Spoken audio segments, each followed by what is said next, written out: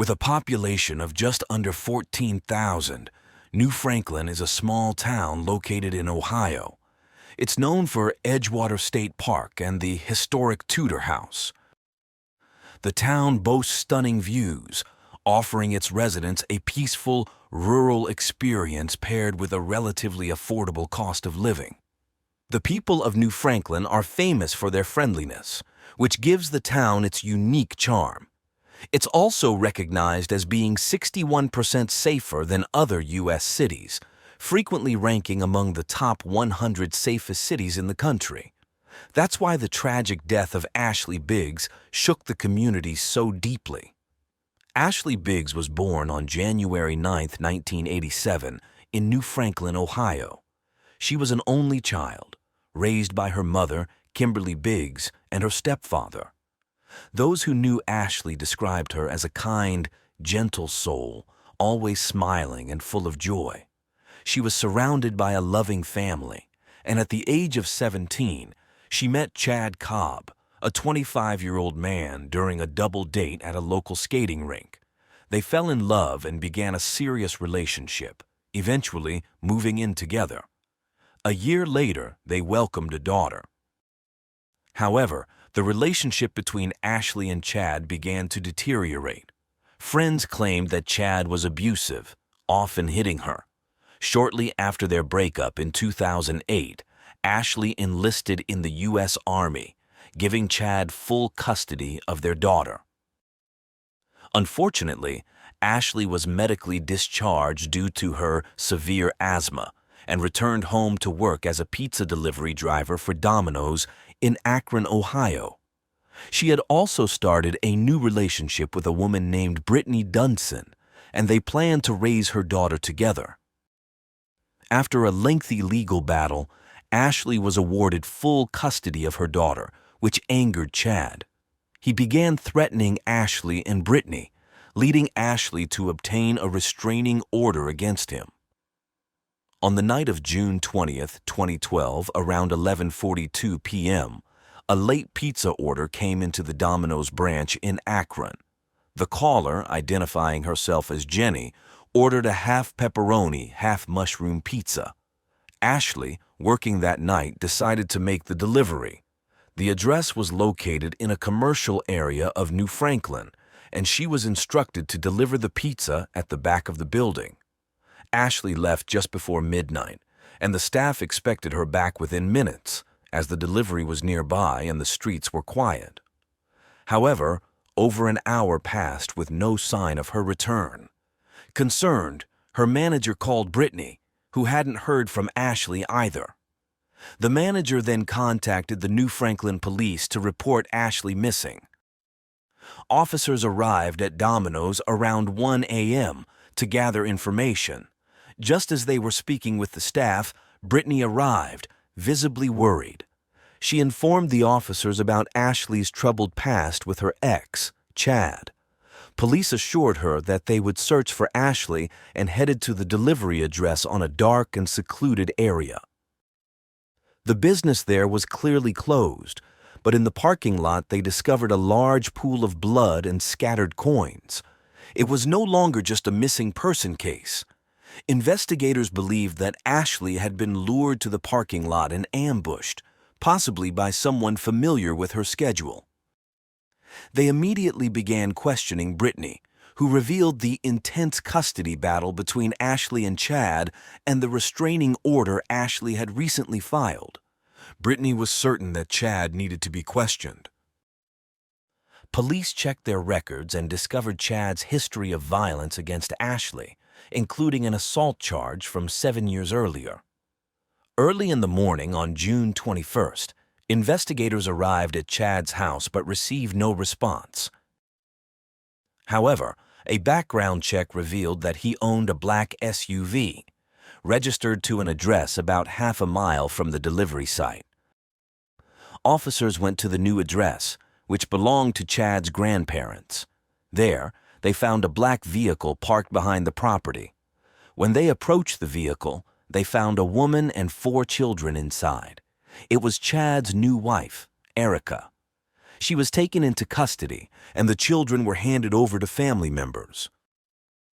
As officers searched the property, they heard noises coming from a wooded area behind the barn.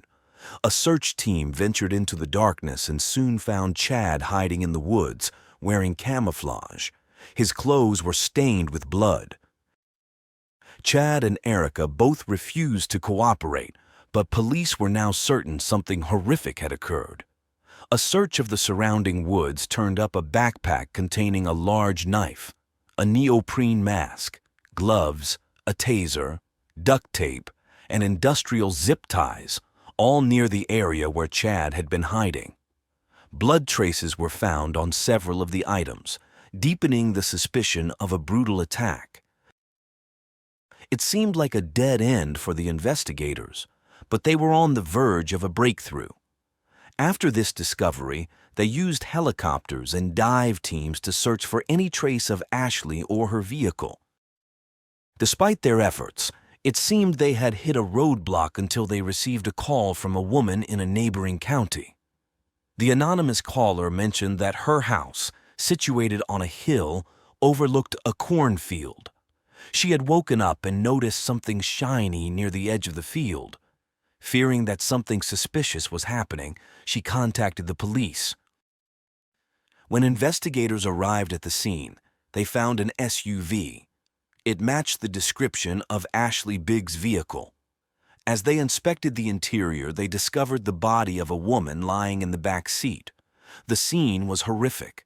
The victim had been bound at the wrists and ankles with industrial zip ties, and another zip tie was fastened around her neck. Her face had turned purple from lack of oxygen, and several taser wires were still embedded in her skin. She appeared to have been severely beaten as well. The woman was still wearing a pizza delivery uniform. Inside the car, there was an insulated pizza delivery bag and the untouched pizza from Ashley's last order. Investigators also found stickers from the deliveries made that night attached to the steering wheel. The body was removed and taken to the county coroner's office for proper identification. Investigators called Ashley's mother and asked if her daughter had any identifying tattoos. Kimberly confirmed that Ashley had 2 stars on the back of each arm and a tattoo on her navel. It was enough to verify that the body was indeed Ashley Biggs. Chad was arrested under suspicion of murder and refused to cooperate with investigators. He was taken into custody at the county jail. Erica, Chad's new wife, was allowed to return home as there was no direct evidence linking her to Ashley's death at the time. On June 22, 2012, the chief medical examiner performed Ashley's autopsy. She determined that the cause of death was asphyxiation from the zip tie around her neck. The victim also showed signs of blunt force trauma to the scalp, face, and body, along with defensive wounds on her wrists and hands. Blood samples from Ashley were compared to the stains found on Chad's clothing and tools. It was a match. Following Chad's arrest, Ashley's family and friends opened up to investigators about the years of abuse she had endured. Brittany, Ashley's partner, revealed that Chad had started stalking and harassing both women after Ashley was awarded full custody of their daughter. He had threatened them with violence, enraged by the loss of custody and Ashley's new life. On June 24, 2012, Chad was formally charged and arrested for murder. His bail was set at $1.5 million. During his hearing, Chad was informed that he would face the death penalty. However, he later accepted a plea deal on multiple charges, including aggravated murder, aggravated robbery, and kidnapping. On February 26, 2013, Chad pled guilty to all charges and was sentenced to life in prison without the possibility of parole. Although the case seemed closed, one detail lingered in investigators' minds. A woman had placed the pizza order. They suspected Chad needed help transporting the vehicle to the cornfield, and their suspicions pointed toward Erica.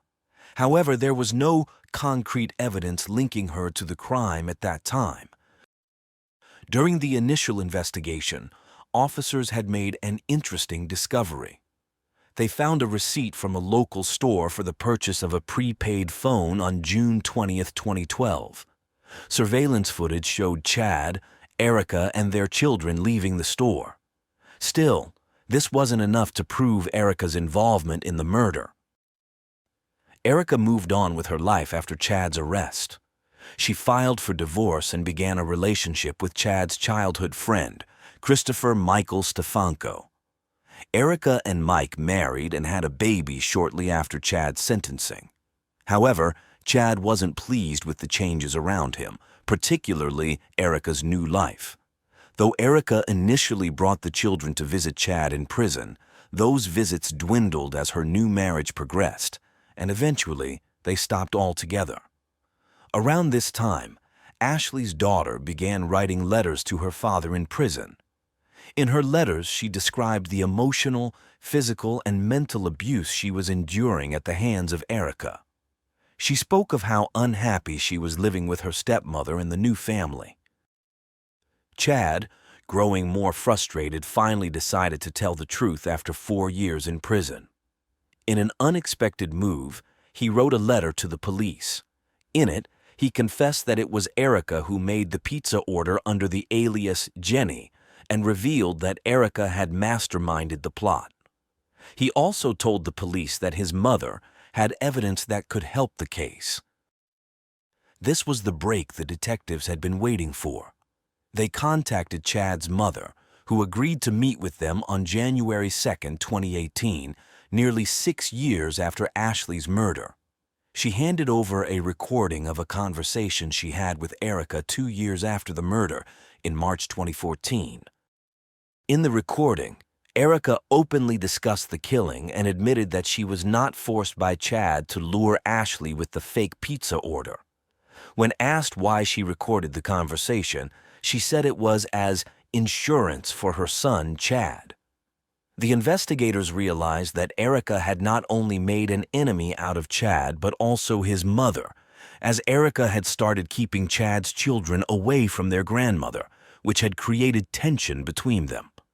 Piecing everything together, investigators concluded the following events led to Ashley Biggs's murder. After losing custody of his daughter, Chad became increasingly resentful of Ashley and her new lifestyle. He and Erica conspired to lure Ashley into a trap to silence her. Erica made the call to Domino's on that fateful night, knowing Ashley was on delivery duty. She provided an address in a quiet part of town with little traffic at that hour. Erica then drove herself, the children, and Chad to the location to wait for Ashley. As Ashley arrived at the back of the building where she was instructed to meet the caller, Chad ambushed her with a taser, leaving her defenseless. He tied her hands and feet before viciously beating her into unconsciousness. After the brutal assault, he strangled her with a zip tie. Chad then dragged Ashley back to her car and had Erica and the children follow him to the cornfield where they abandoned her vehicle. Erica later drove Chad back to his grandparents' house, where police would eventually find him. Now armed with Chad's confession, investigators prepared to build a case against Erica. However, it would prove difficult because the man accusing her was her resentful ex-husband, who had already taken the blame for the murder.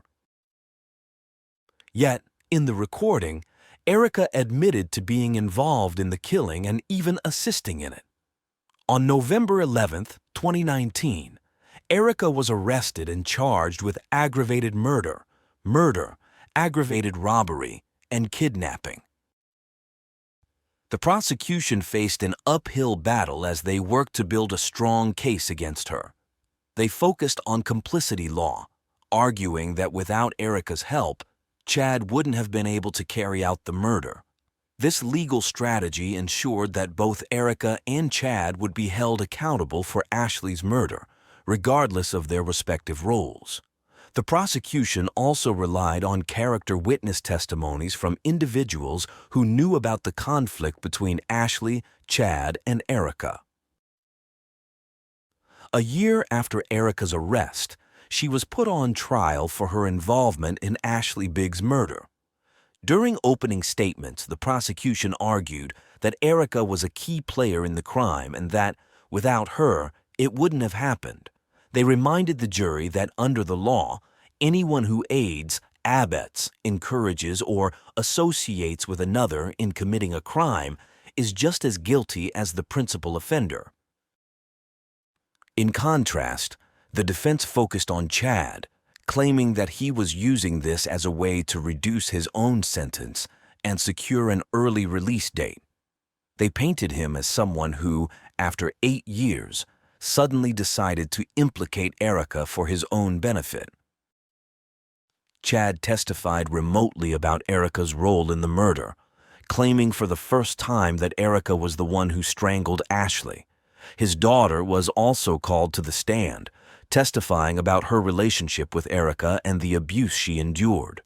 She recounted both good and bad memories with Erica, describing psychological and physical mistreatment, including an incident where Erica forced her to eat dog food. After hearing all the testimony and closing arguments, the jury deliberated for 3 days. On November 25, 2020, they returned to court and found Erica guilty of aggravated murder, though she was acquitted of the aggravated robbery and kidnapping charges. In July 2021, Erica was sentenced to life in prison with the possibility of parole after 30 years.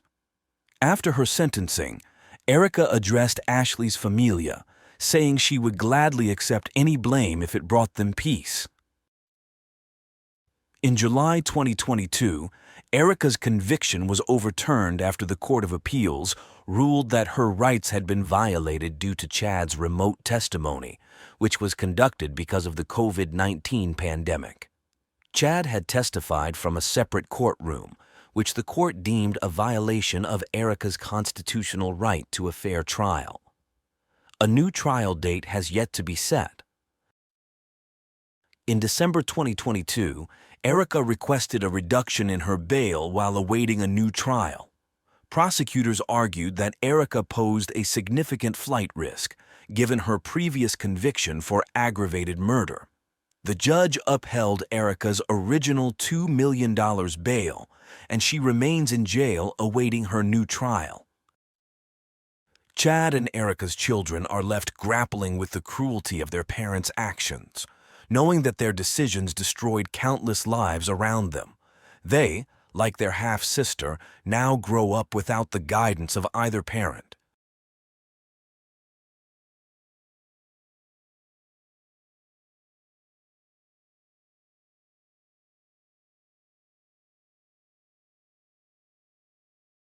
The horrible James Bulger case. On February 12, 1993, a Friday afternoon in Bootle, England, specifically at the New Strand Shopping Centre, Denise was with a friend and her son, James Bulger. James had recently stopped using a stroller, as he was 2 years and 10 months old, so he was walking alongside his mother. At around 3 o'clock in the afternoon, Denise's friend took a different path, leaving Denise alone with her little James. At one point, Denise went to a store with her son, bought what she needed, and when she realized it, she saw that James was not with her. It was only a momentary distraction for a few seconds as she checked her purse, but this oversight would change their lives forever. We all have memories of getting separated from family members in the shopping center as children, so the response here was quite common. When Denise left the store, she reunited with her friend, who had just passed by the front of the shop, but she didn't see James anywhere. They assumed he had wandered off, so they began asking the mall security guards and anyone they encountered if they had seen the child. Soon, announcements were made over the mall's speakers, inquiring about James, and as desperation mounted, several police patrols combed the area until nightfall. Yet there was still no sign of James. The next step for the police was to review the shopping center's security cameras, as it was their only hope of discovering what had happened that afternoon with James. It was 1993, and security cameras had limited resolution at that time, and this particular shopping center didn't have many of them. However, one camera happened to be pointed at the store. The footage showed James leaving through the door, and Denny's lapse in attention was indeed brief, as within a minute she could be seen searching for James at the door. But by then, it was already too late. The next trace of James was captured by one of the overhead cameras, showing him following two individuals. What was unusual was that these two individuals appeared to be teenagers, seemingly between the ages of 14 and 18. In the final image of James, he was seen leaving the shopping center with one of these boys holding his hand. Initially, there was hope, with the court thinking that these young boys wouldn't be capable of harming little James. However, 2 days later, the truth would come to light. More than 4 kilometers away from the shopping center, while playing, some teenagers stumbled upon the remains of a child on the train tracks, who had apparently been struck by a train. This discovery immediately set off alarms, and they contacted one of James' uncles, who unmistakably identified the child as James Bulger. It was clear that this was no accident. In fact, all evidence suggested that James had died before being struck by the train. His body bore so many injuries that investigators couldn't determine the exact cause of his death. There were 2 more unsettling details. He had a pair of batteries in his mouth, and his left eye had been eerily painted blue. It was as if his young body had been subjected to inhumane experimentation, and the crime scene would remain etched in the memory of all the officers present as one of the most horrifying scenes they had ever encountered in their careers. The local community was in shock and outrage over the tragic incident.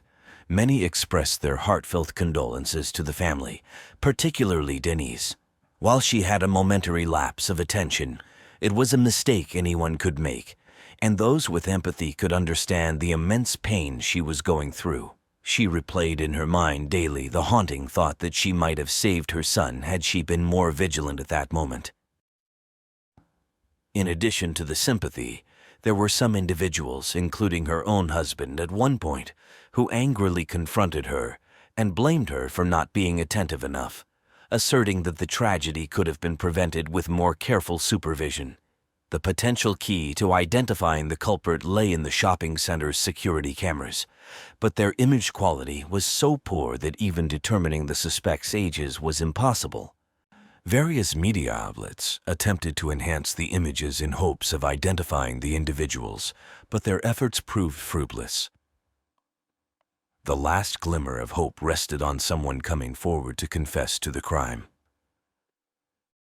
On February 16, just 2 days after James' body was discovered, the police received a crucial call. The caller accused a 12-year-old boy named Jonathan Green of being the perpetrator, and shockingly, this accusation came from his own parents. They claimed that their son bore a resemblance to one of the suspects captured in the security camera footage, a grave accusation indeed when it comes from one's own parents.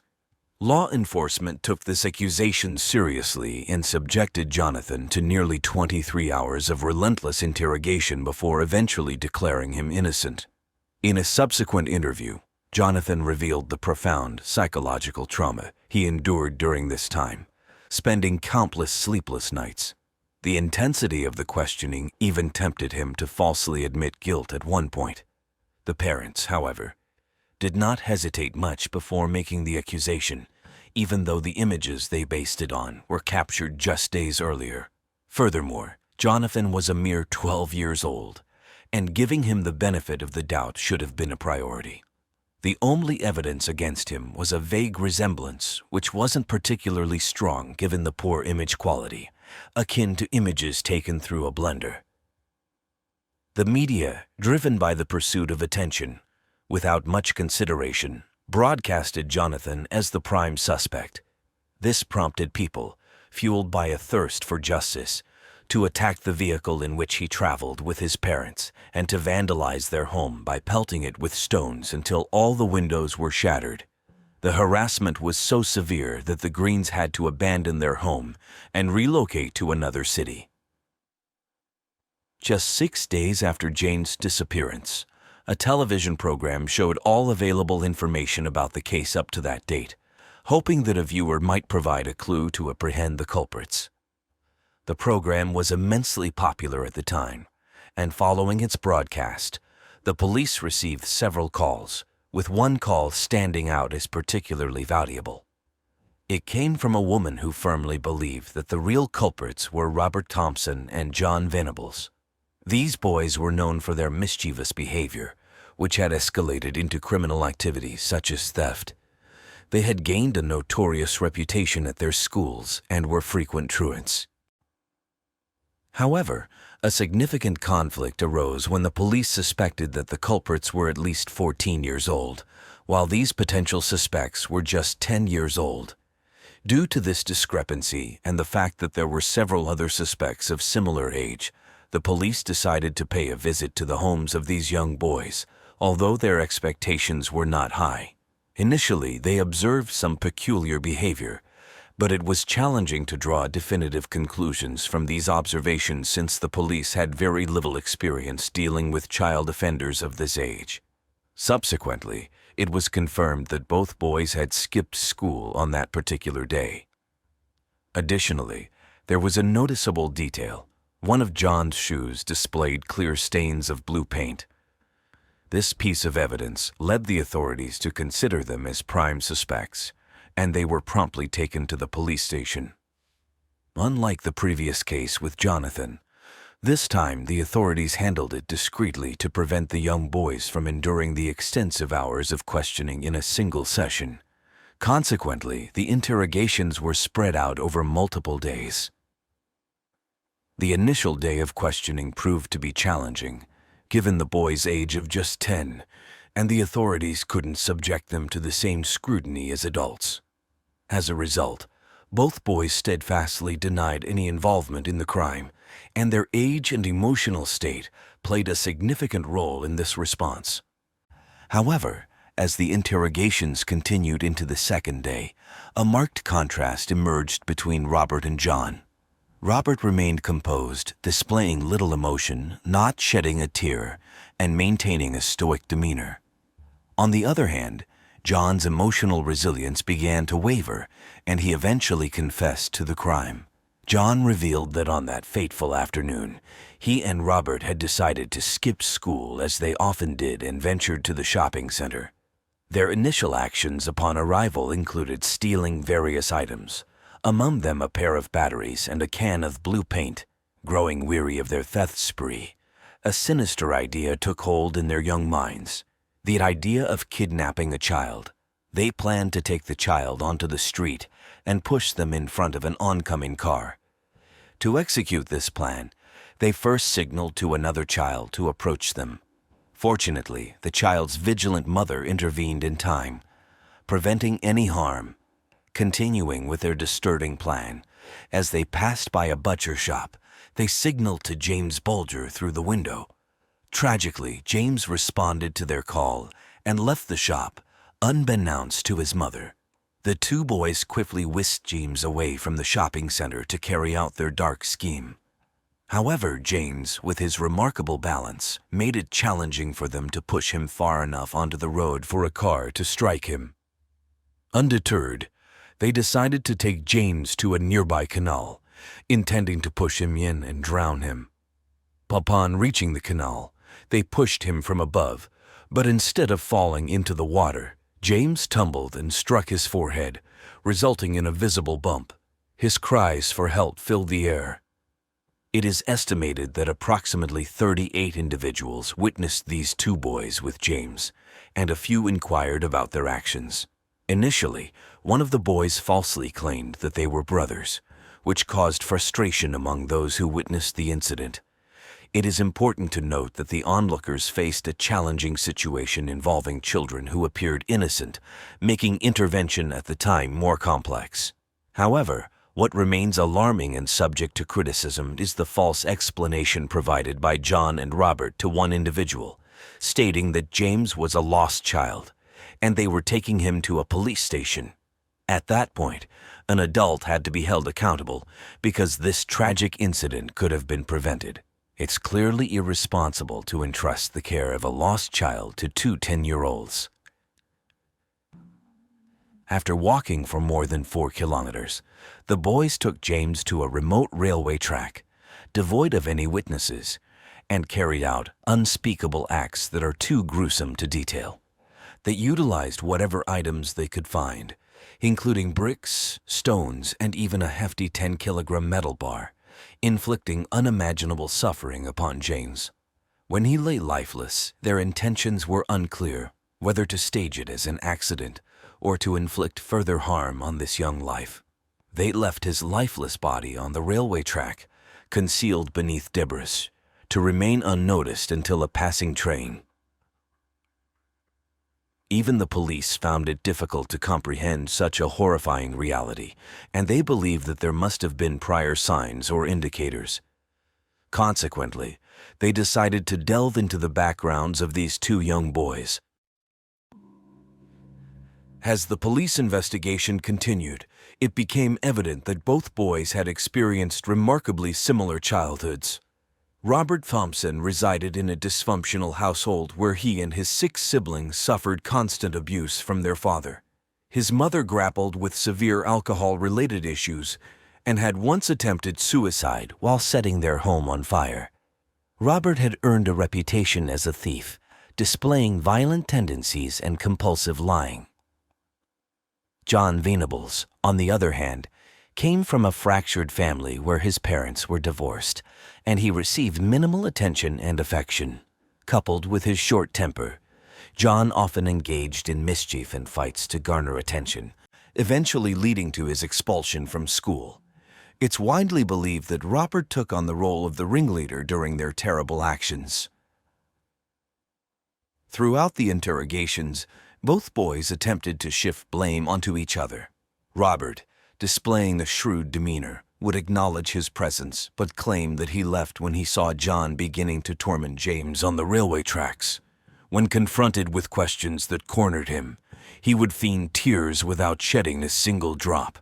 However, the presence of blood and strands of James' hair on his clothing, particularly his shoes, served as irrefutable evidence of his involvement.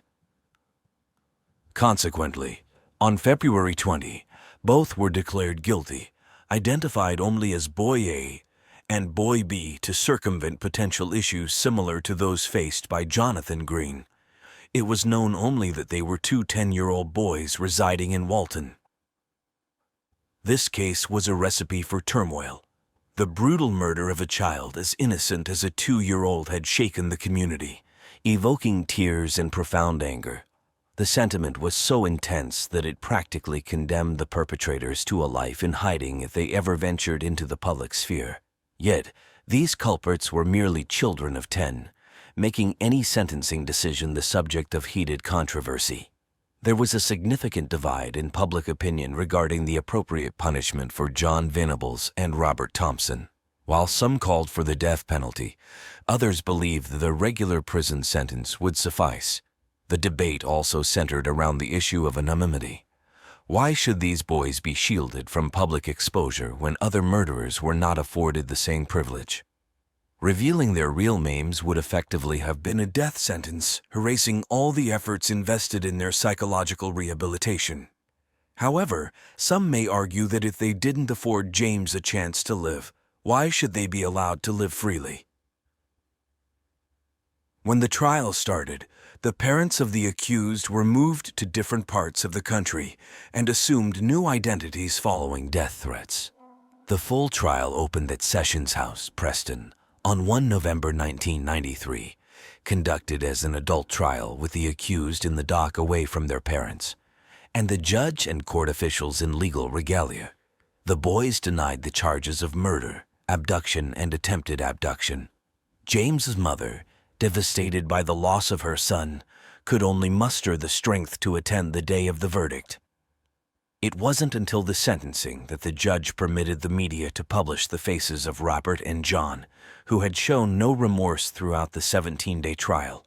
The evidence presented indicated that both boys understood the difference between right and wrong. John's tears seemed to stem from the anticipation of their impending fate, while Robert remained emotionally detached. With this knowledge in mind, on November 24, 1993, John Venables and Robert Thompson, initially facing a minimum of 15 years in prison, received a different sentence. They were to be held in a juvenile detention center until they turned 18, avoiding a real prison experience. This decision disappointed the public to the extent that riots erupted and vehicles believed to be carrying the boys were vandalized. However, these vehicles were decoys, and the boys were transported discreetly in other vehicles. From that point onward, they were granted new identities, shrouded in secrecy, known only to the authorities tasked with monitoring their lives. Initially, public outrage soared when news broke that the government had allocated £1.5 million, roughly equivalent to $2 million, for the rehabilitation of these young boys. This sparked a moral dilemma, as many argued that this substantial sum could have been better spent on saving innocent children, providing them with essential medications and sustenance. After all, this money came from hard-working taxpayers who weren't keen on supporting these boys financially. Some demanded a minimum prison sentence of 15 years for the young offenders, and this demand held some validity. Despite the expertise of psychologists, it's well established that by the age of 18, an individual's brain hasn't fully matured and latent issues may surface. Allowing potentially dangerous individuals to exit psychological support at this age was seen as a considerable risk. In June 2001, both boys were released, and their anonymity would only be lifted if they committed another crime. Interestingly, Robert, who initially appeared more problematic, managed to stay clear of criminal activity. On the contrary, John's behavior took a different turn, becoming a focal point for those questioning the efficacy of the system and how such individuals could be allowed to reintegrate into society.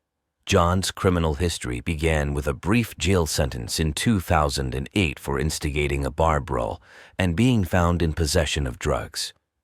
In 2010, he faced arrest for possessing indecent images related to child abuse. Subsequently, he was convicted and sentenced to 2 years in prison after confessing to downloading and disseminating such content online. Although he was released in 2013, he returned to jail in 2017 on the same charges. This time, he received a 40-month prison term after admitting to possessing over 1,000 explicit images. The exact details of his release and subsequent actions remain unclear, as authorities, seemingly regardless of his actions, continue to shield him from public scrutiny. Even 2 decades after the initial crime, John managed to claim another victim, 36-year-old Scott Bradley. Scott, a family man, fell prey to false rumors that he was, in fact, Robert Thompson.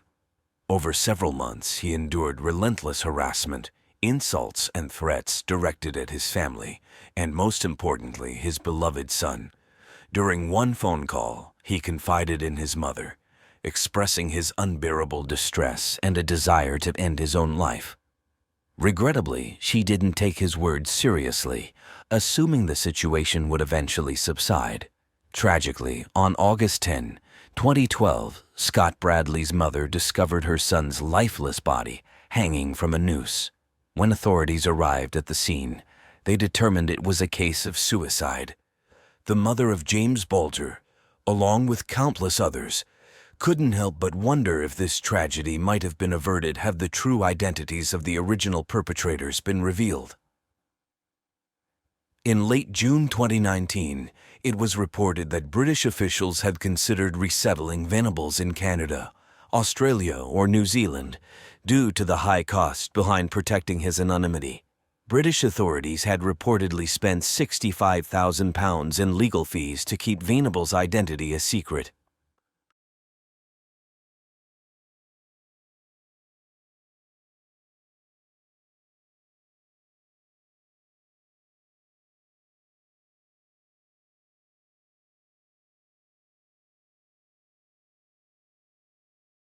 Elliot Rodger was born on July 24, 1991, in London, England.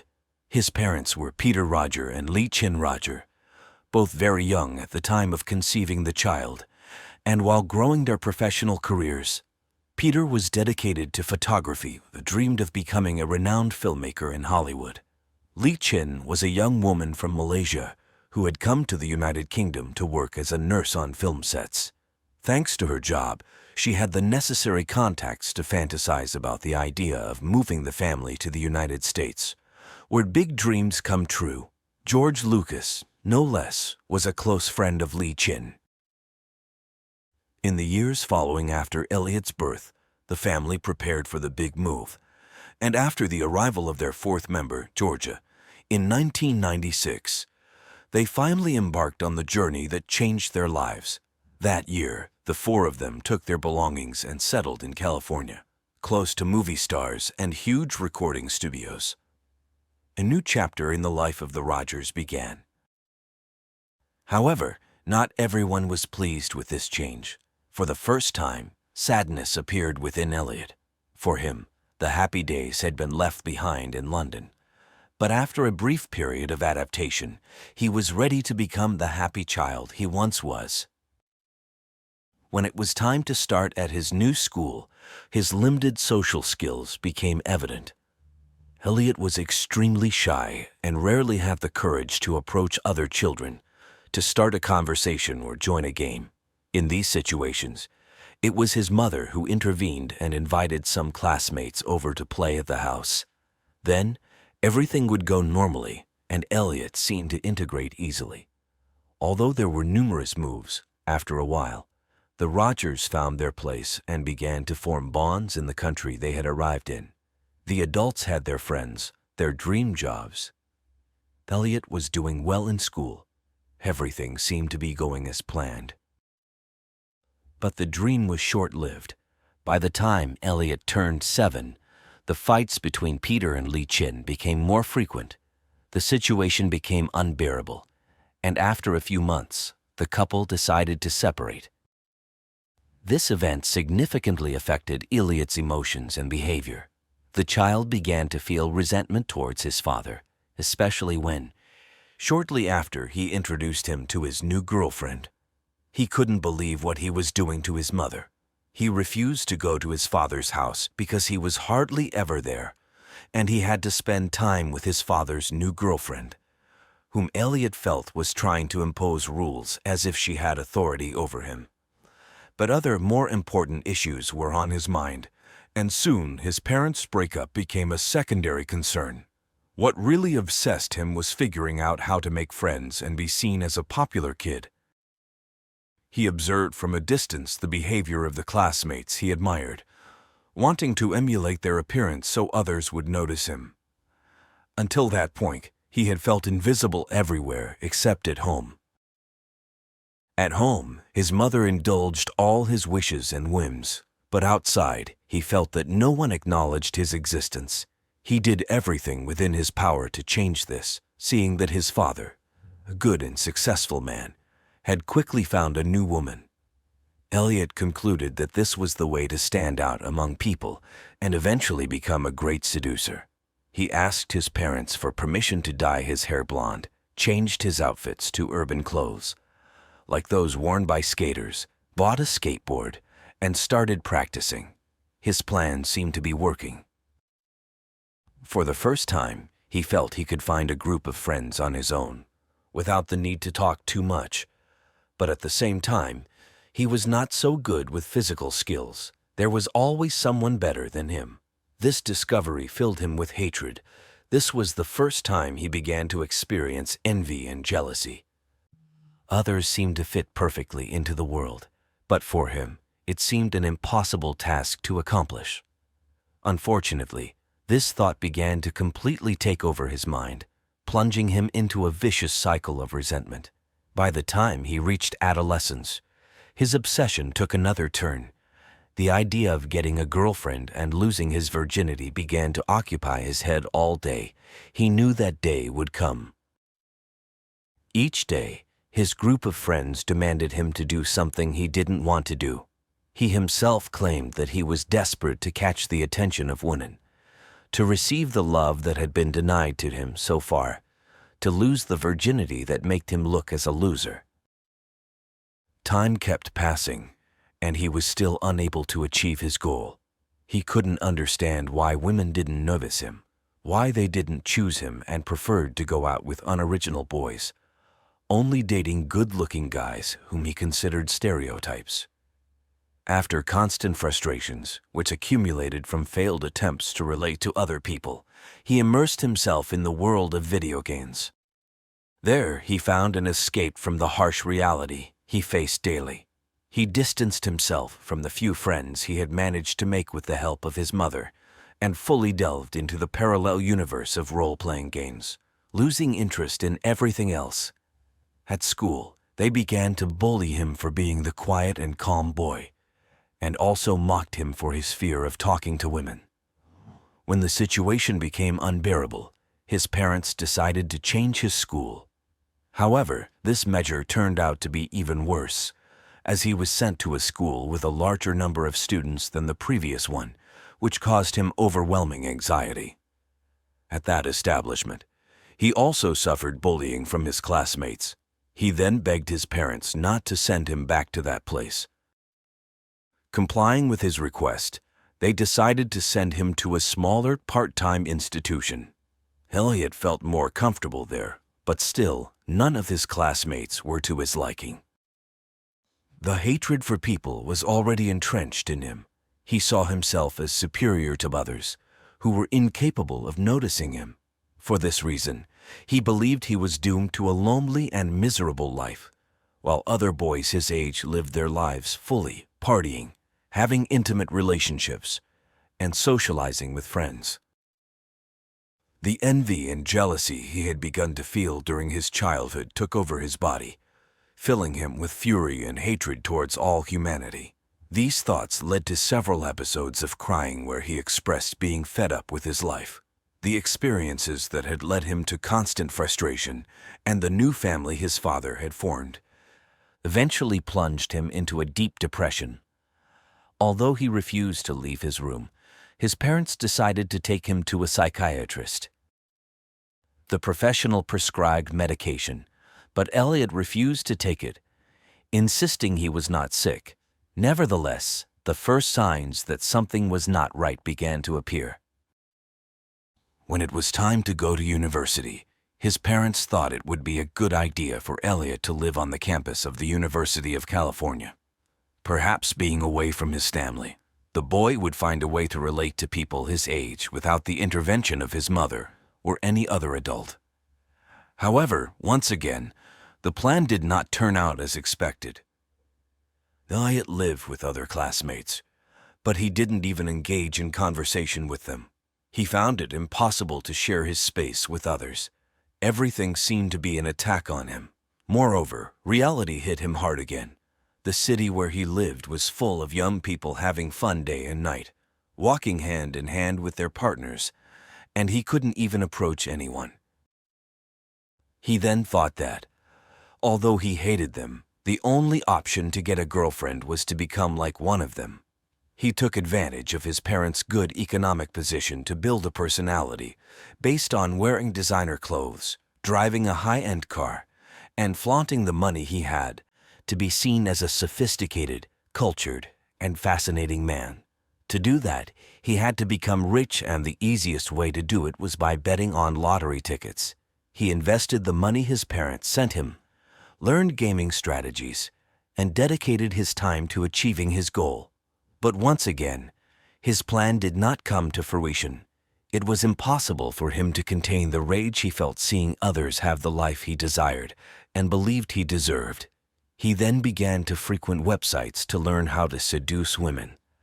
By clicking on some alternative links, he arrived at a portal where hundreds of men in the same situation shared their frustration and blamed women for their discomfort. However, he saw these men as losers and did not feel he belonged to that category either. His insistence on fulfilling his win seemed to have no end. On one occasion, learning about a party organized at one of the fraternities, he took the courage to go, even though he had not been invited. Beforehand, he drank vodka in his university room and then went to the place. When he entered the house, he saw people talking among themselves. But once again, they did not notice his presence. He drank a few more glasses there, hoping someone would approach him. Then he noticed an Asian boy having fun, and anger overwhelmed him. He ran towards him and started shouting and insulting him. How was it possible that this Asian boy had friends, and he did not? People mocked him because he was drunk and did not know what he was saying. Then, by his own will, he left that room, went to a balcony, sat down, and watched everyone in solitude, hating them with all his might. Soon, the refuge he had found began to fill with boys and girls. Fury returned, and he started to insult the women, trying to push them off the balcony. However, the boys accompanying them reacted in time, and it was he himself who ended up falling. Injured from the fall, he left the place completely lost in his fury. The next day, he called his father to accompany him to a hospital due to the poor condition of his leg. He invented a story in which he was the victim. This was his breaking point. All the discomfort he had been dragging for years had to be returned to the world and humanity, which had rejected him time and again. He decided he had to take control of the situation. The only way out was revenge. This was how his macabre fantasy took shape and turned into a plan to execute, a plan he called the Day of Retribution. Elliot prepared for months for the day he would finally end his miserable existence. During his time at the university, he had managed to save the money his parents sent him for living expenses to buy weapons that would help him carry out his revenge against humanity. He learned to use them, set a date for the event, and opened a YouTube channel, where days before the attack he uploaded videos detailing what he intended to do. He made sure to narrate his day-to-day life, and the hatred he felt when he saw couples holding hands or kissing in front of him. He claimed it was a crime that some had that opportunity when he wasn't even looked at. It was an injustice perpetrated by a twisted world and humanity. In the videos, he also showed how he drove around in his luxurious car, and at every corner, he found a party of young people having fun, many girls interacting with boys, and how he insulted and resented them. In his original plan, he included the murder of his stepmother and his younger brother for stealing the life he deserved. The date for this terrible event was initially April 26, 2014, as his father would be out of town. However, a change in Peter's schedule forced Elliot to postpone it for another month. Meanwhile, one of the threatening videos Elliot had uploaded to his blog reached his mother. Concerned about what she had just seen, she alerted the police authorities. 2 officers showed up at the door of the apartment where Elliot lived. The young manipulator appeared calm and friendly enough to convince them that he was fine and would not harm himself or anyone else, considering the possibility of ruining everything he had planned up to that point. Elliot decided to expedite his plan on May 23, 2014. He uploaded his last video, titled The Day of Retribution, and simultaneously sent an email to a dozen acquaintances, including his parents, with a 141-page autobiographical manuscript entitled My Twisted World. In it, he explained the reasons for his hatred towards humanity and justified the horrible actions he was about to commit. His targets were women who chose other men and those men who had the fortune of living the life he believed he deserved. Even in his apartment, he stabbed to death 2 of his roommates and a friend who was visiting them while they were sleeping. He then got into his car and drove to a fraternity, where, according to him, the most beautiful women who had rejected him throughout his life were located. He knocked persistently on the door, but no one opened. He then fired his weapon at a group of girls passing by. 3 of them died instantly, while 1 was injured but survived. Elliot got back into his car and drove through the streets of the city, bringing terror to each person unfortunate enough to cross his path. Passing by a store, he fired his gun numerous times from his car without getting out. Suddenly, The police managed to locate the loose murderer they had been searching for minutes. They began to pursue him, exchanging gunfire. Elliot, out of control, ran over people in his attempt to escape until he was shot in the hip, causing him to crash into a light post.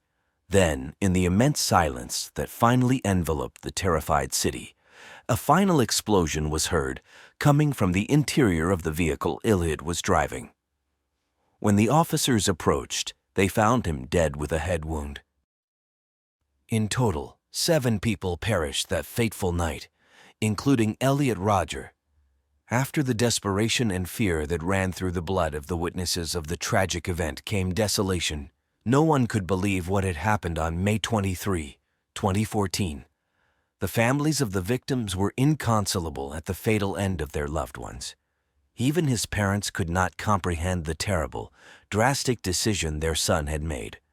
Peter Rodger felt the need to publicly apologize to the relatives, and also assured that they had not been able to see how sick Elliot was, as he had been clever enough to hide most of the thoughts tormenting his mind. Although they were aware of his obsession with getting a girlfriend, he had never expressed the hatred he felt for all humanity.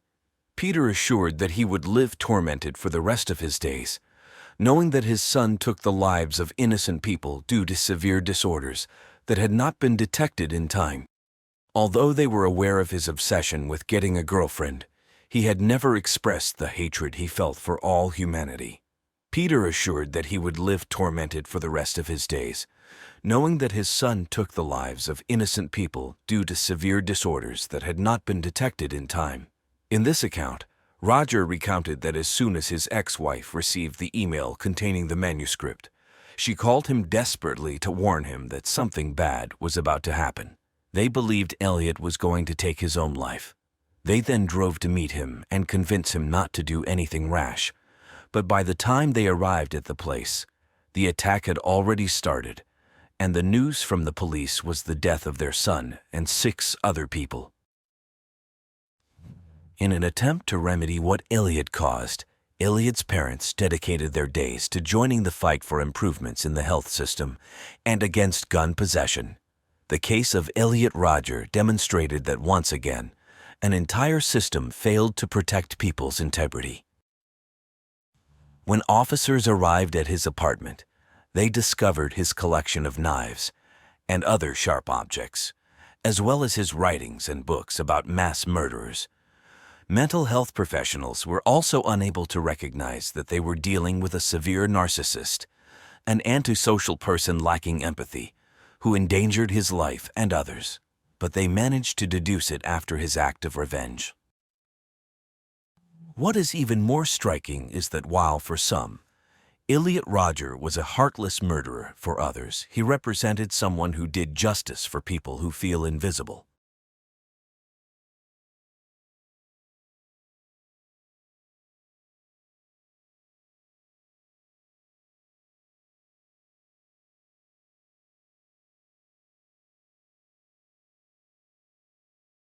Residents of Santa Claus, Danny and Kim Daniels, were known throughout their community as a warm and generous couple who always had a welcoming smile for everyone. Proud parents to 4 biological children, including Jessica, Brian, and Amber Daniels, Danny and Kim also opened their home to several foster children, providing a nurturing environment for them to thrive. Tragically, the community was unaware that this display of kindness would one day lead to their shocking and horrific demise. Kimberly, known simply as Kim to her loved ones, was born on February 25, 1964, in Georgia, USA. Details about her early life are scarce, but we know she grew up in a large, highly dysfunctional family. Kim faced many challenges from a young age. She became an orphan in her early teens and spent her remaining youth moving from one foster home to another. When Kim turned 18 and aged out of the foster care system, life didn't get any easier. She had 3 children with a man whose identity remains undisclosed. Her first child, Amber, was born around 1986 or 1987 when Kim was in her 20s. Then In January 1989, she welcomed twins Brian and Brooke. Unfortunately, Kim's troubled childhood took its toll, and her struggles with drug and alcohol addiction led to her losing custody of her children. After hitting rock bottom and being forced to live in her car, Kim decided it was time for a change. In 1992, she joined Alcoholics Anonymous, where she met Danny Daniels. Danny was born on May 21, 1950, and worked for the United States Postal Service. Danny helped Kim overcome her addiction, and their relationship blossomed into love. They married shortly after, and with the stability of their marriage, Kim regained custody of her 3 children. The Daniels family was now complete with Kim, her children Amber, Bryant, Brooke, Danny, and Jessica, a daughter Danny had previously adopted. They moved into a charming brick house in the quaint town of Santa Claus, Georgia, a place with a population of just around 300 known for its Christmas theme. The town's main attraction was its festive spirit, with everything inspired by the legendary figure of Santa Claus. The local chapel was open 24/7, featuring a walking trail in Santa's garden. During the holiday season, residents sent over 1,000 letters and postcards through a large red mailbox labeled as Santa's Mail, located on December 25th Avenue. Other street names in the town were similarly themed, like Slay Street and Rudolph Road. The town sign featured a drawing of Santa Claus and the phrase, "The town that loves children," written in beautiful script. The Daniels home boasted a huge fireplace and was nestled between 2 railroad ponds, surrounded by tall pines and vineyards. The Daniels family settled into their new home without any trouble and quickly became devoted members of the Pentecostal church. Kim played the piano and sang in the choir during religious services, while Danny taught Sunday school. Their kids attended the local school. To those who knew them, they epitomized the perfect family: a beautiful home, 4 children, 2 dogs, a mother dedicated to her family and community, and a father who worked hard for the well-being of his loved ones. Kim and Danny's kindness seemed to know no bounds. By the mid-90s, they had opened their doors as a foster home for children in need. Having experienced the hardships of being homeless herself, Kim felt this was a natural step, and Danny's familiarity with the adoption system made it seem like the logical choice. Over the next few years, social service workers noted that the Daniels took in about 7 children, though some sources suggested the number was much higher. One of the children they took in 1995, was a 10-year-old girl named Joanne. She was placed with the Daniels due to her toxic family environment. Both Joanne's father and stepfather were alcoholics. Various child protection service workers reported that her mother practiced black magic and voodoo. Joanne had an older brother named Jerry Scott Heidler.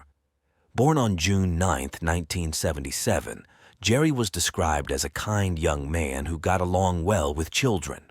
However, he faced challenges due to his difficult home life. During his high school years, he attended a school for students with emotional and behavioral disorders, and he had a criminal record for stealing from a store and a vehicle. By 1996, he was facing serious charges in the town of Alma and was on probation for driving under the influence.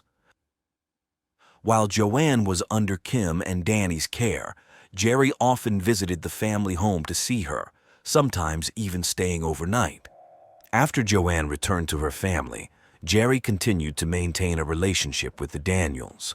Kim and Danny wanted to help him, so they occasionally brought him along to church.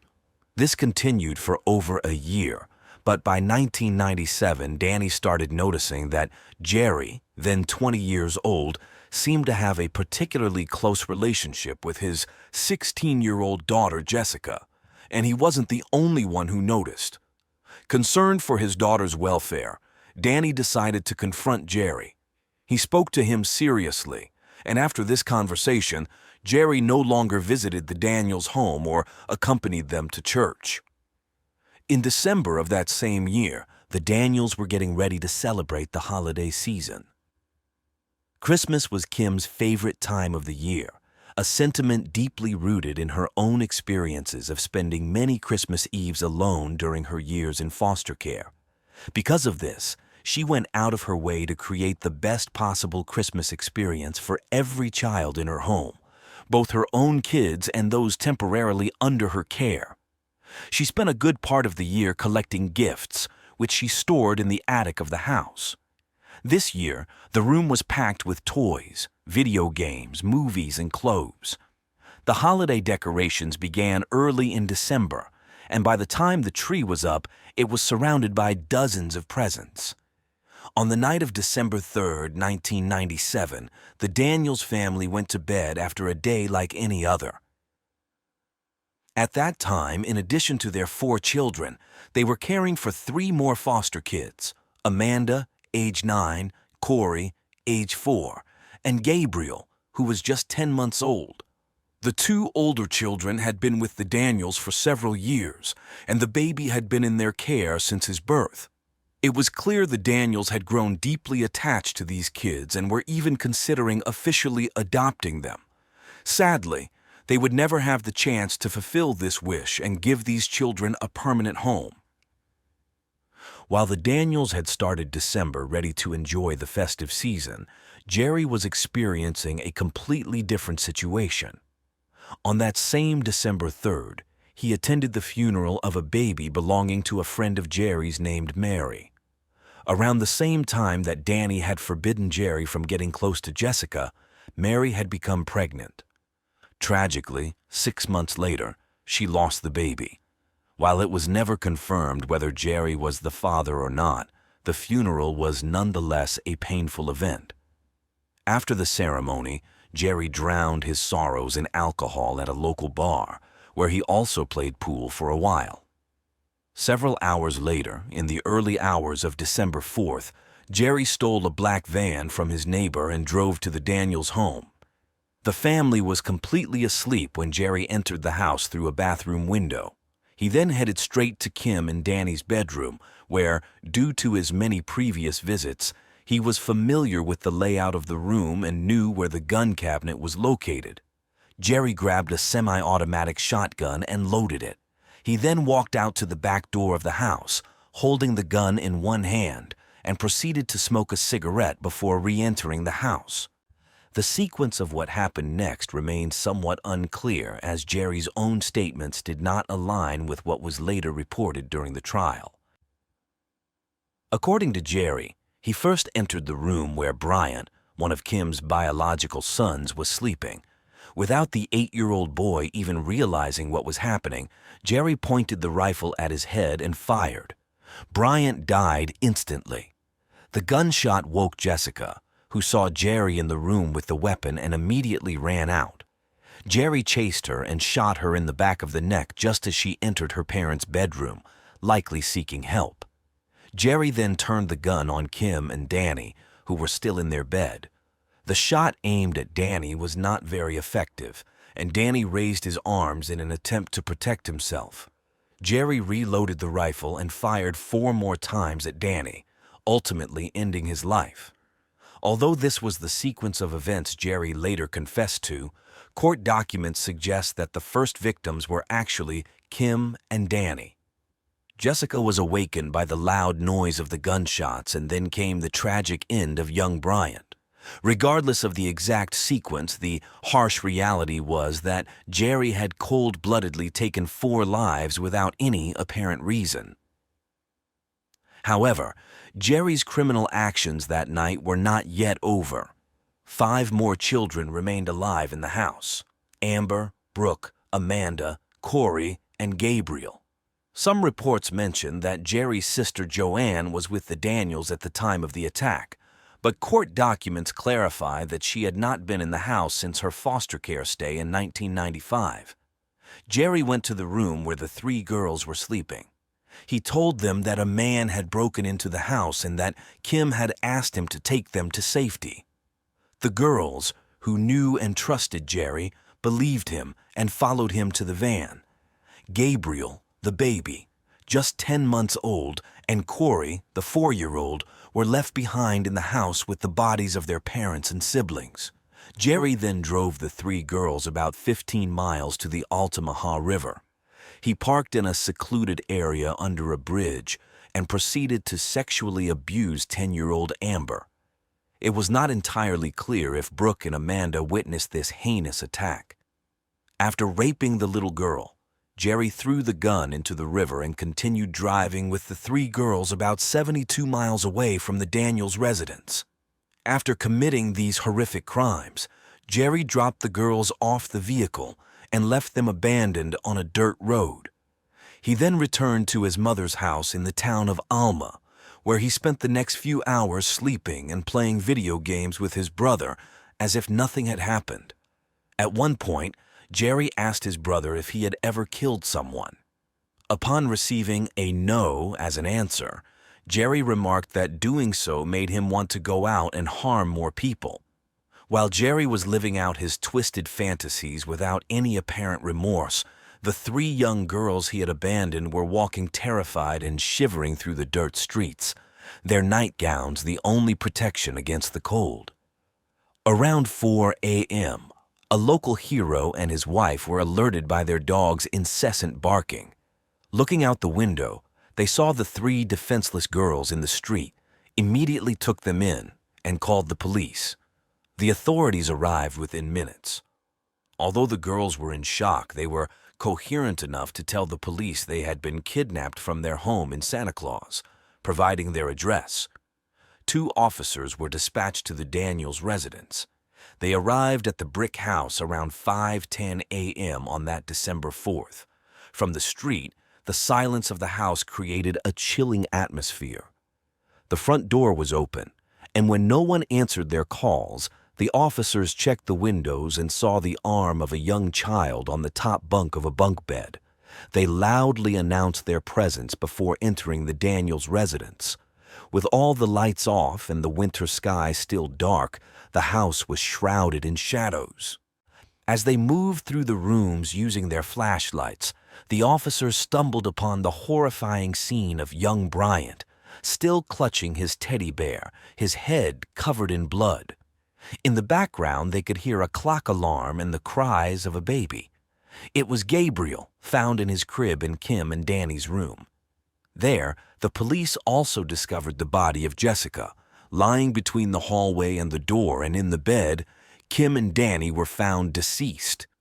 Corey was found hiding under a table in the kitchen, visibly terrified.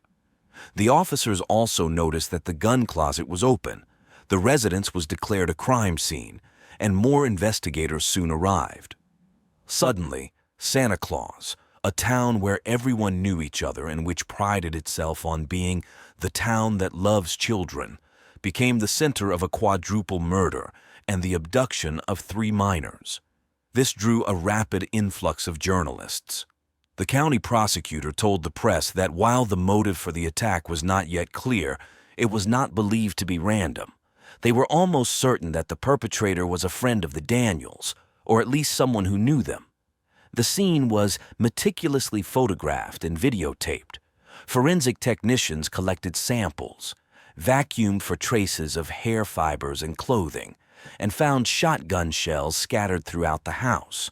There were 2 near Jessica, one in the main bathroom, another in Kim and Danny's bedroom, one in the laundry room, one in Bryant's room, and another near the sofa in the living room. A neighbor reported hearing strange noises around 1:45 a.m., but given the large distance between the houses and the general quiet of the area, did not think they could be gunshots. According to the coroner who responded to the case, Kim had received 2 shots in the stomach and arm. Danny had 4 wounds on his body and 1 in the head, which was fatal. Jessica died from a single shot in the neck, as did Bryant in the head. Although the deaths of the 2 children were instantaneous, the coroner mentioned it was possible that the 2 adults may have lingered a bit longer before dying. A cigarette butt was also found crushed against the floor near the back door. From the bathroom window, a fingerprint was collected. and these two pieces of evidence would help identify the perpetrator of the brutal crime. However, what the forensics team did not yet know was that over 25 miles away, at another police station, the three girls had already identified the culprit. Amber, Brooke, and Amanda had described the van, and authorities quickly distributed bulletins with all the relevant information, noting that the suspect might be armed and dangerous. The eldest of the three girls, Amber, was taken to an interrogation room where a police officer showed her a series of photographs and asked if she recognized anyone. Without hesitation, Amber pointed to Jerry. The other girls also identified him. When the police asked Amber if Jerry had harmed any of the three, she broke down and started crying inconsolably. It wasn't until a worker from the Department of Children and Family Services was called that the young victim was able to recount what had happened without any other officers present. The story of sexual abuse was corroborated by evidence of physical trauma found on Amber's body. This, combined with DNA evidence found at the scene that matched Jerry, made him the primary and only suspect in the heinous crime. Uniformed patrol officers were deployed throughout the county, where Jerry was last seen, and also in Alma, where his family lived. The search was brief and straightforward. 2 officers were sent to Jerry's family residence. Behind the house, they located the van, and as the patrol car stopped in front of the residence, Jerry was seen exiting the front door. Seeing the 2 agents, he ran back inside the house. The officers pursued him while calling for backup over the radio. Jerry's brother came out and claimed he was the only one at home at that moment, which was clearly a lie. Soon, Bacon County detectives arrived as reinforcements and started a thorough search of the property. Jerry had hidden in a crawl space under the house. When he refused to come out, 2 officers dragged him out and arrested him on an outstanding warrant for violating his parole. Jerry's brother was arrested for obstructing justice, and both were jailed without bail. Despite resisting arrest, once at the station, Jerry confessed to committing the crimes. He recounted what happened that night and admitted to disposing of the weapon in the river, which was confirmed by the young victims. The motive was never definitively established. Jerry himself said he did not know why he had done it. Some speculated that the attack was a result of Danny forbidding him from seeing Jessica, while others believed it might have been related to the grief over losing Mary's baby, who was likely Jerry's child. In his statement, Jerry said he remembered the events as if he had been in a dream. Jerry's entire confession, which included the kidnapping of the 3 girls and the abuse of Amber, was recorded on video. On December 8, 1997, just weeks before Christmas, funeral services for the 4 victims were held. After the ceremony, Danny, Kim, Jessica, and Bryant were laid to rest side by side. Although the evidence was more than sufficient, and Jerry had confessed to his crimes when it came time to plead at the trial, he remained silent. Without a plea of guilty or innocent, the court clerk automatically entered a plea of not guilty on his behalf. As a result, a trial had to proceed, which was not scheduled until mid-1999. On July 6th of that year, while waiting for his trial to begin, Jerry managed to escape from his cell by sawing through the bars of his window. He was on the run for 12 hours before being recaptured and returned to jail. During a search of his cell, authorities found 75 homemade weapons and learned that he often threatened guards and other inmates. After this incident, his trial finally started on August 30th, 1999. The prosecution presented videos and photographs of the crime scene showing the condition in which the victims were found. Jerry kept his head down, refusing to look at the outcome of his actions. They also played the video of Amber's testimony, recounting everything that happened that tragic morning. Her words brought tears to the eyes of the Daniels' relatives and friends present, and even some jury members were moved. Additionally, Jerry's recorded confession was played, and the two officers who conducted the interrogation testified about his statements. Forensic doctors who examined the bodies testified about the number of gunshot wounds each family member received and the estimated time of death for each. A firearms expert testified that the shotgun used in the attack had a capacity for only 6 cartridges, indicating that the perpetrator must have reloaded at least once, given the number of wounds and cartridges found at the scene. The prosecutor suggested several possible motives for the murders, with the main hypothesis being that Jerry was angry over being prohibited from seeing Jessica.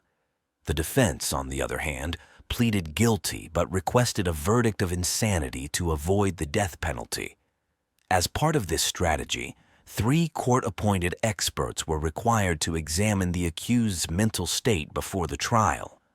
During the trial, the court allowed, despite the prosecution's objections, 3 doctors who had interviewed Jerry to testify as witnesses regarding his mental health. The 3 appointed experts testified that the defendant did not suffer from any mental retardation, and his IQ was in the lower average range. They diagnosed him with borderline personality disorder, possibly accompanied by antisocial personality disorder. However, they stated that Jerry had not shown signs of a psychotic break and was responsible for his actions. They added that the accused was a drug addict and could experience hallucinations during periods of use. They agreed that he had the mental capacity to stand trial and that there was sufficient clinical documentation to consider a guilty verdict, but not for mental illness. The first phase of the trial concluded with a unanimous verdict of guilt. The jury found Jerry guilty of 4 counts of murder with malice aforethought, 3 counts of kidnapping, 1 count of kidnapping causing bodily harm, 1 count of aggravated sodomy, 1 count of aggravated child sexual abuse, another of child abuse, and 1 of burglary. During the sentencing phase, the prosecution presented 5 witnesses to demonstrate that Jerry was an unstable and dangerous individual. The first was a police officer who testified about finding an iron bar hidden in the defendant's prison uniform during an inspection. Next, a guard from the detention center where Jerry had been incarcerated testified that he had heard Jerry say he had not finished collecting souls. A jailer from the same facility testified that the accused had tampered with the locks on his cell door and had fashioned a weapon with which he had threatened several prison officials. This testimony was corroborated by a jail administrator who added that Jerry had escaped from the center for 12 hours just days before the trial. Finally, a prosecutor from the Georgia Bureau of Investigation testified that he had received a taunting call from the accused while in prison, in which Jerry said that of the 9 little pigs, 4 were dead, referencing the Daniels. In response, the defense called Jerry's mother to the stand. She spoke about her son's upbringing and mental health, noting that his father was an alcoholic and she had left him when Jerry was 4 years old. Following her, Jerry's sister testified. Lisa also spoke about their childhood, detailing how their family frequently moved, their father and stepfather's excessive drinking, and the latter's verbal abuse. Additionally, the director of programs at the Georgia Department of Juvenile Justice testified.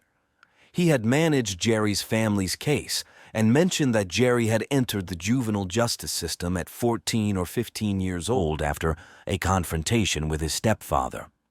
William Wright, a social services worker, testified that he had been in contact with the family in 1985 and had noted that Jerry's mother showed little affection towards her son.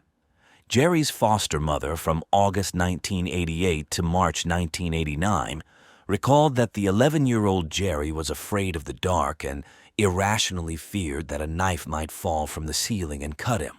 Another doctor contacted by the defense team to assess Jerry agreed with the diagnosis of borderline personality disorder.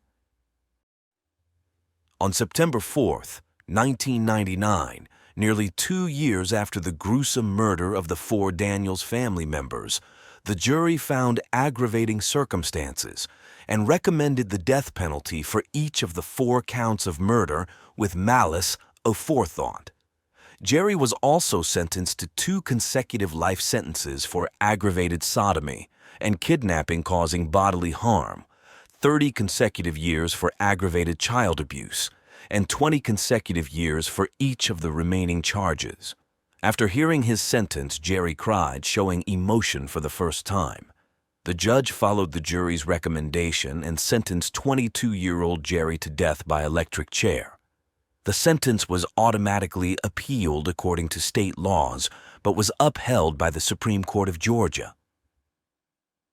Since then, Jerry has continued to appeal his case multiple times. He argues that his trial attorney was ineffective in investigating and presenting evidence regarding his mental health during the guilt phase of his trial. However, an internal investigation revealed that the defense team had exhausted all available avenues to secure a life sentence for Jerry, despite encountering numerous obstacles during the case construction. In 2001, the Supreme Court of the United States denied Jerry's request for a procedure used by higher courts to correct an error made by a lower court. The most recent appeal was made in 2023. Like all previous instances, the request was denied and the sentence was reaffirmed. As of the date of this video, Jerry is being held in the Georgia State Prison. Despite the years that have passed, the terrible events of that December morning in 1997 remain vivid in the memory of the residents of Santa Claus, a peaceful and picturesque town that loves Christmas.